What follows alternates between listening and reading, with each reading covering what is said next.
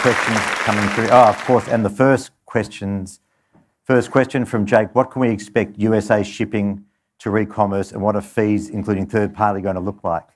So when can we expect shipping back to the US? So great question. An hour ago, I think, roughly, we did communicate, I hope it went out just as the session started, that we will be back live on or before September 25 to the USA. It has been really challenging with the executive order from the Trump administration and then the uncertainty around how it was going to work up until literally 2 weeks ago. So we were on the case as soon as we understood what we needed to do.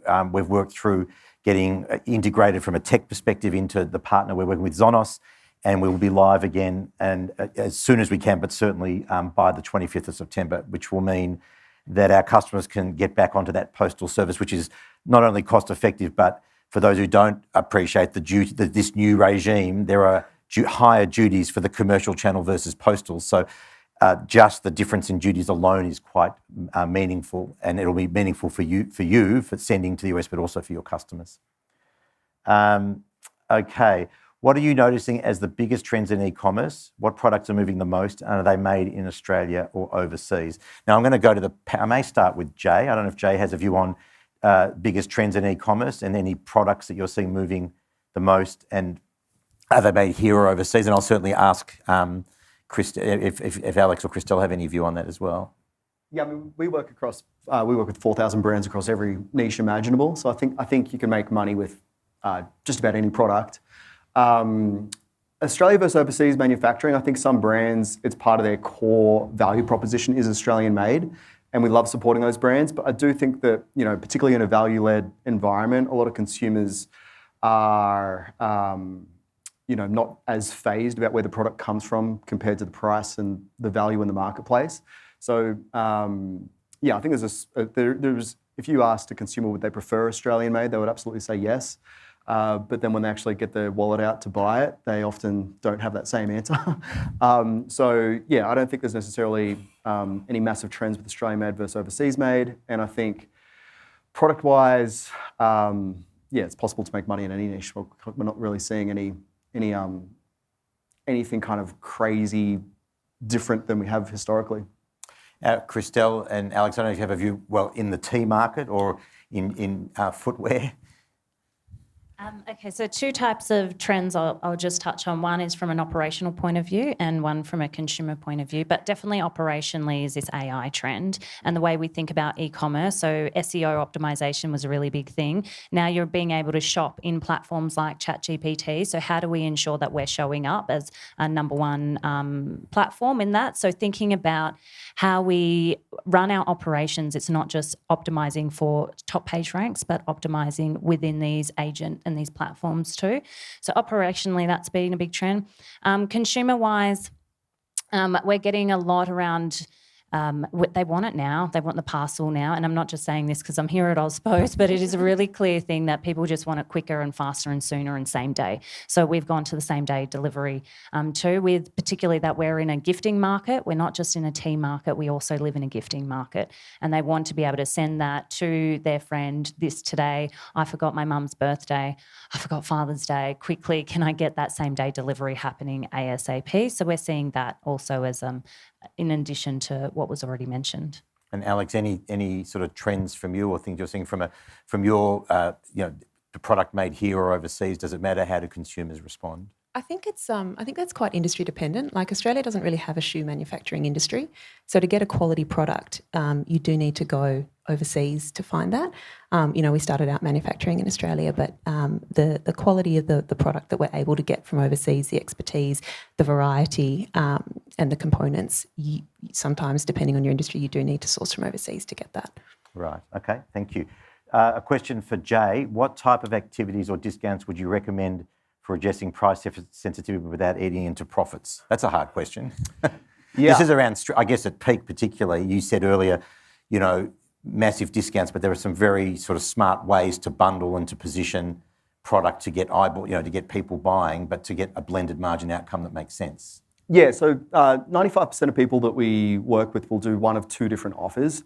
I think that if you have a higher SKU count, doing a up to X% off sale as your main offer allows you to have a very strong marketing message in the marketplace. So you could say up to 40% off. We're seeing a trend of people actually putting a lower threshold on that as well. So say like 20 to 50% off, because consumers are getting a little bit savvier about the actual underlying discount, and they're shopping, they're shopping a bit smarter. So I think that type of discount allows you to kind of push demand to your B and C grade stock while preserving margin on sort of your A grade stock that you'd be highly likely to sell full price. And in doing so, that does allow you to preserve a little bit of margin while still having a strong competitive marketing message. So I think just delineating the effective discount from the marketing message you have in the marketplace is one strategy. And then, as I mentioned, we're big advocates of a gift with purchase or incentives that kind of align the action you want from the consumer with your outcomes. So if you have a gift with purchase threshold that's above your typical average order value, when your business as usual not on sale, that'll often mean that you don't have just a compression of your average order value during the sale period. And that really helps you preserve margin by having more fixed cost coverage and better unit economics with things like shipping and customer acquisition costs. So yeah, gift with purchase and up to X% off offer are probably two of the main tools that I like and advocate for.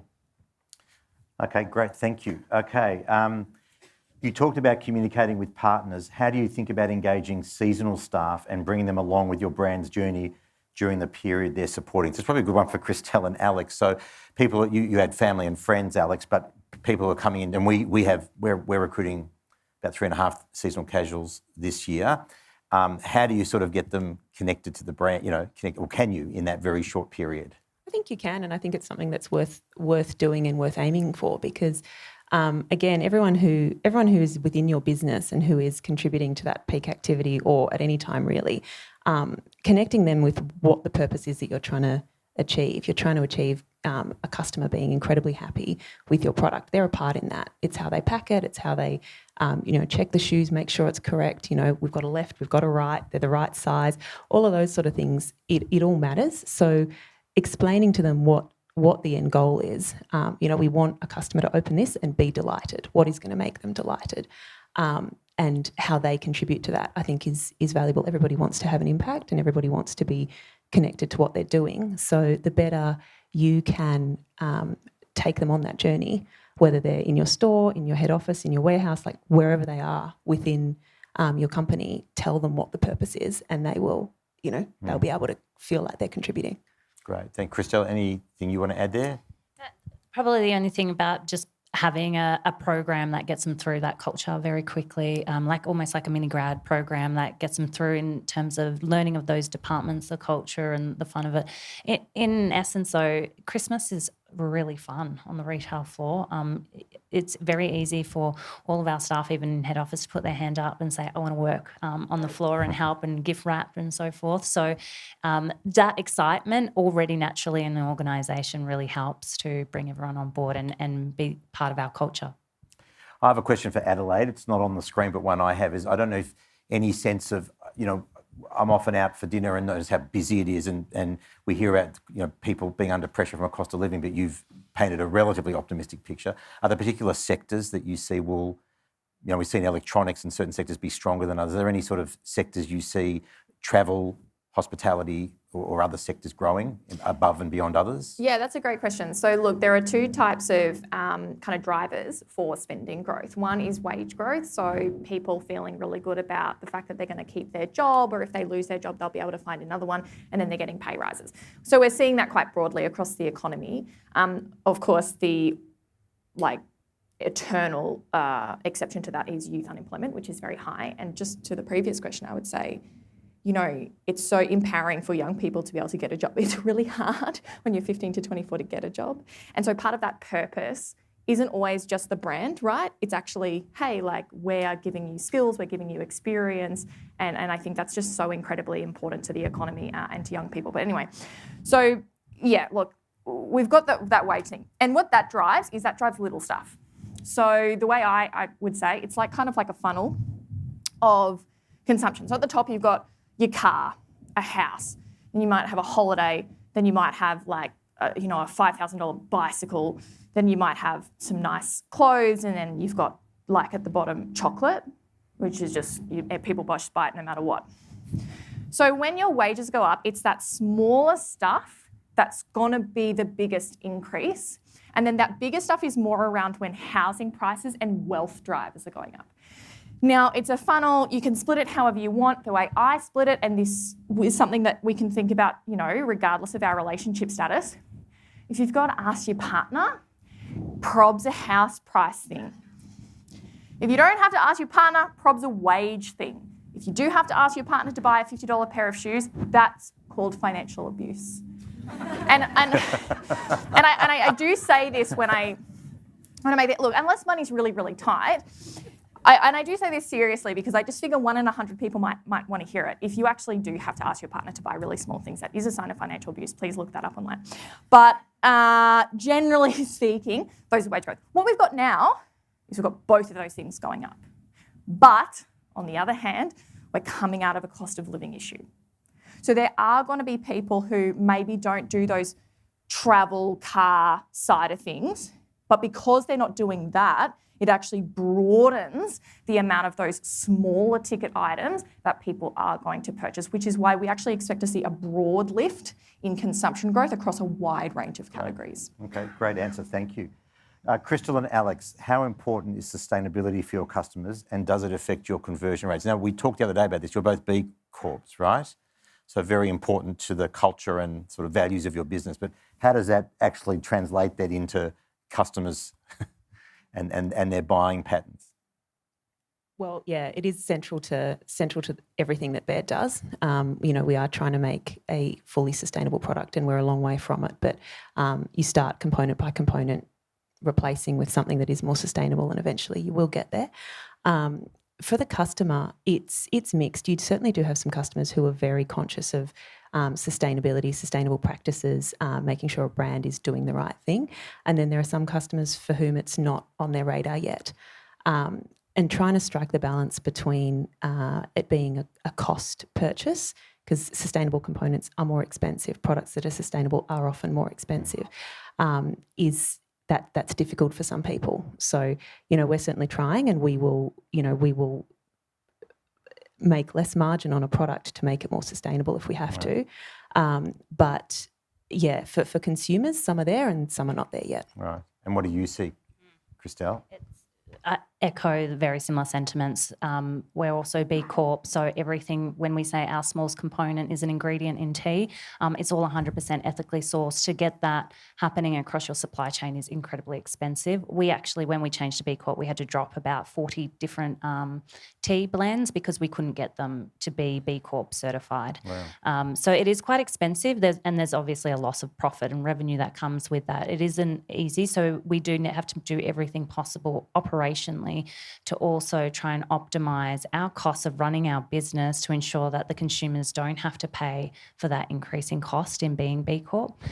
The other side to that I just wanted to add is around the partnerships we have too are really important. So AusPost, I'll go back again to that, it's really important that we've got the same values in terms of your sustainability strategy and the path that you've got, and ensuring that they want to see that we're also not just within our own ecosystem being sustainable or being B Corp and ethical in all these metrics, but also the partners that we bring along the journey with us too. So last question, we are pretty much up for time, but just last question for you, maybe a quick answer from Jay, Alex and Christelle is, so we always try to balance when we announce our last posting dates. I know for pure plays, the closer we get to Christmas, the better, but it's always a balance. How important is that for retailers in terms of being able to trade right up to the last minute? And you guys have stores, but maybe I'll start with Jay, just and the reliability to be able to ship right up to a couple of days before Christmas Eve. Yeah, it's super important. We run a whole program called Customers by Christmas.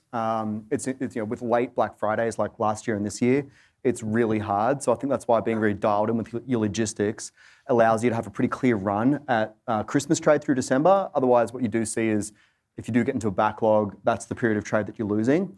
And every day kind of matters because those final days in the lead up to Christmas, the shipping cutoffs are critical. I think having really clear communication, like we often roll out a traffic light system, which is if you ship this day, it's orange, it might get there. If you ship this day, it's definitely red. Ship before this date to be green for each of the different shipping thresholds. And often people are deploying tactics like free upgrade to Express in those final days to just kind of drive that demand all the way through. But I think having a really well-oiled Black Friday strategy allows you to have a clear run at Christmas and not kind of cannibalise December for November. The stress leading into that last spurt. Yeah. 100%. What about for you, Alex?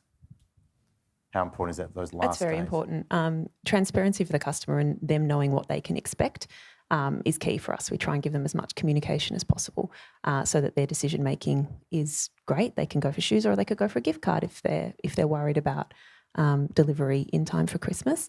But yeah, no, we really value it because it allows us to better inform our customers what they can expect.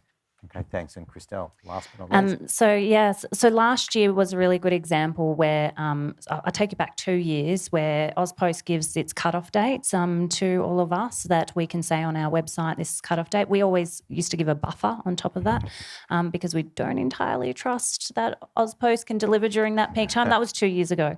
And then last year they gave the cut-off dates and we actually found that lead up to Christmas was probably one of the best Christmas you guys have. I don't know if that's true stats, but we certainly felt it on our end and it was a super reliable system. So what we ended up doing was extending our dates for the first time ever and really entrusting in AusPost to be able to deliver when it said it would deliver, no pun intended. And obviously that's a massive benefit for us as a business to be able to get those extra few days in. Not only that, but even this, I saw a question around same-day delivery. Yes, we do same-day delivery. Yes, it is with AusPost. We're trialling it in the Melbourne metro area. Yes, it is successful. And those extra little bits is every cent really matters. Okay, well, thank you. And look, thank you to everyone who joined us today, whether you are here in the studio or tuning in from across the country. It was great to hear from a number of industry leaders, retail experts, and our own customers about what it takes to succeed during peak. And the message is really clear. We heard preparation, plan B, agility, and customer focus. They're all key. At Australia Post, we're proud to stand beside you during this critical season. We know we're a big part of the solution. And we have, of course, our new small satchel, extra small satchel. We've got more lockers rolling out, the Shopify partnership we've announced, and the 15 new facilities that add over 200,000 parcels a day that we can process. So we're investing in the tools and infrastructure to help you deliver more, faster, and with more confidence. Peak really is a team effort, and together we're ready to rise to the challenge with you. Now, if you'd like to explore any of the tools or services mentioned today, they'll be in the webinar console. And of course, our teams are here in the room and out there online, or they can come and see you to help you support you on every step of the way. So thanks again for being part of the Peak Performance 2025, and let's make this our best peak season yet. Thanks, everyone.